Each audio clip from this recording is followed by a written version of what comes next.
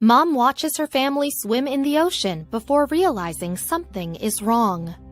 No matter how tight your itinerary, something always goes wrong on a family vacation.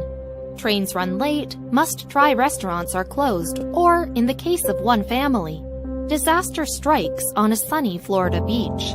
While the day started beautifully, one dive off a dock sent the family into a frenzy, and only a 9-year-old boy could save the day.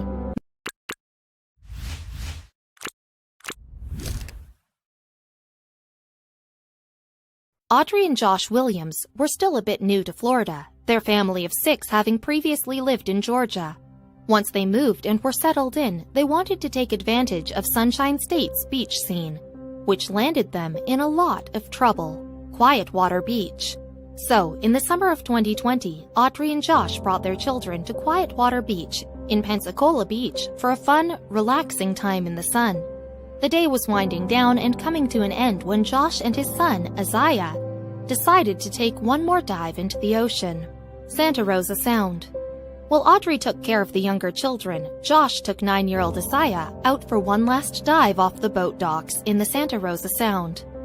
Even as newcomers to the state, they knew that this was one of the safest aquatic places to be.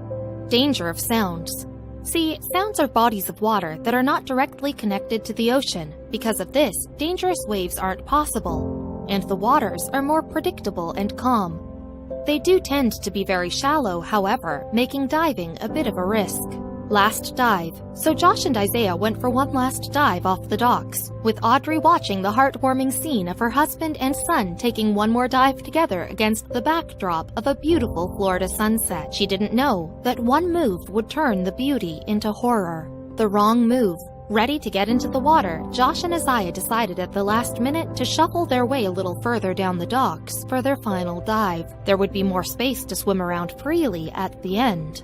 Emerald waters. Together, father and son dove right into the emerald waters. Isaiah had the time of his life, though his landing was a bit rough as he hit the beach ground a little hard. Aching but fine, he swam to the water's surface and noticed he was all alone. From the water. Meanwhile, on the shore, Audrey watched Isaiah pop out of the water. Both mother and son had a sinking feeling that something was wrong.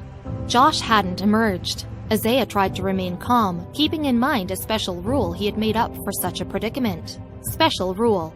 Even with no formal lifeguard or even swimming training, Isaiah paid close attention to whomever he was diving with. He determined that if his diving partner was underwater for too long, he would go after them. Seconds ticked away. Josh never emerged. Face down. So Isaiah dove down, only to find his father face down, not moving and slowly floating to the surface like a rag doll. With a 100-pound difference in weight, Isaiah did what he had to do to rescue his dad. Unable to move, using great strength, Isaiah flipped his father's body over to prevent him from drowning. Horrifically, Josh was unable to move, but fully conscious. He could only watch as his son struggled to save his life, break, and fear.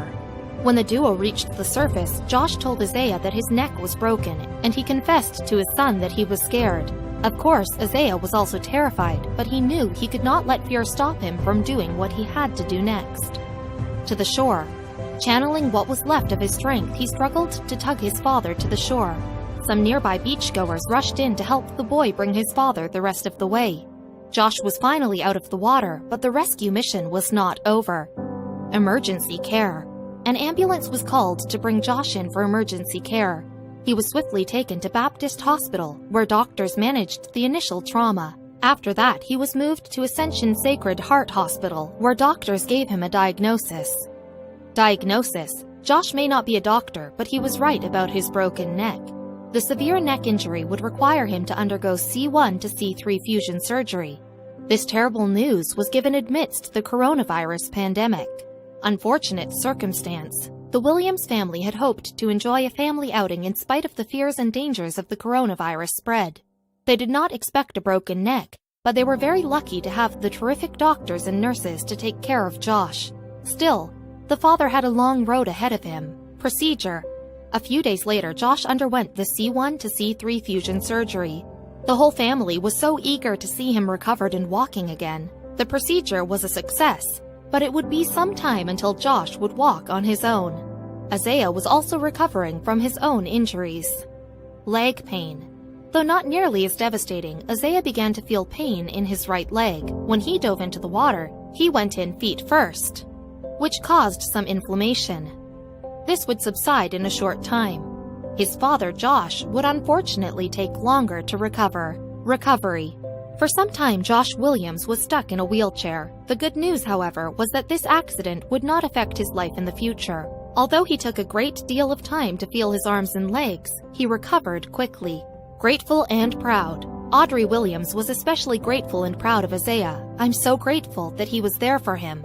Because if he wasn't there, my husband probably wouldn't be here today," she said. "He's Daddy's hero, that's for sure." She never imagined a kid could do so much for others.